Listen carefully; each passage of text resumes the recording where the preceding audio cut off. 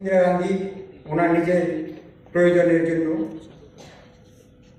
Parliament ভেঙে একটা school, বিভিন্ন স্কুলের মধ্যে সেখানে ইলেকশন সে প্রসেসগুলো হয়, সেখানে সমস্ত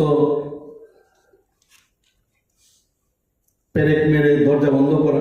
আমি তো এক এক সময় অবাক হই যে এই ধরনের যদি সেন্টার একটা আলাদা করা যেত, স্কুলের উপর কেন এত যন্ত্রণা?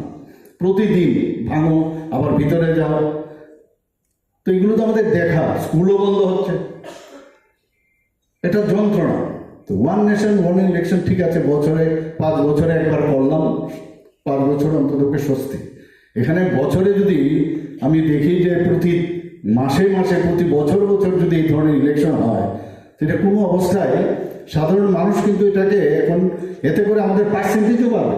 আগামী দিন যে 5 বছরে যদি ইলেকশন হয়, মানুষ, এখানে ব্যবসায়ী মহলরা আছেন, ফার্স্ট তো আপনারাও ভোটার, আপনারাও বিভিন্নভাবে আপনারা নির্বাচনের সাথে জড়িত।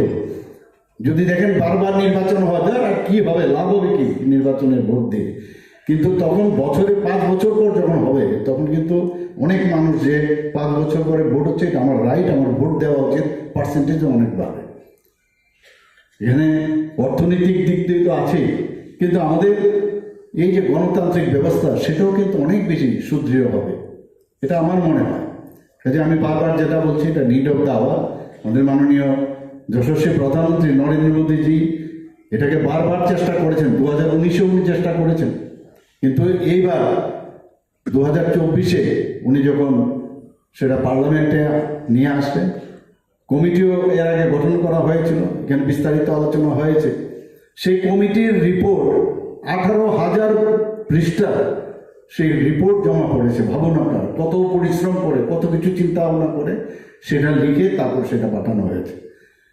তা আমার মনে হয় যে এতে করে আমাদের দেশের আর্থিক অবস্থা অনেক বেশি সুদৃঢ় হবে।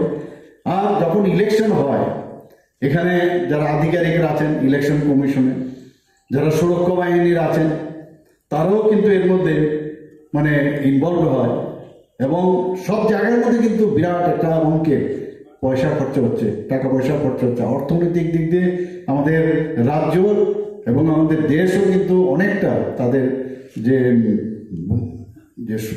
শক্তিশালী হওয়ার যে বিষয়টা, সেটা কিন্তু অনেকটা হ্রাস হয়। বিশেষ তৎকালীন যে শাসক দল ছিলেন, ওনারা বিশেষ প্রয়োজনে বিভিন্ন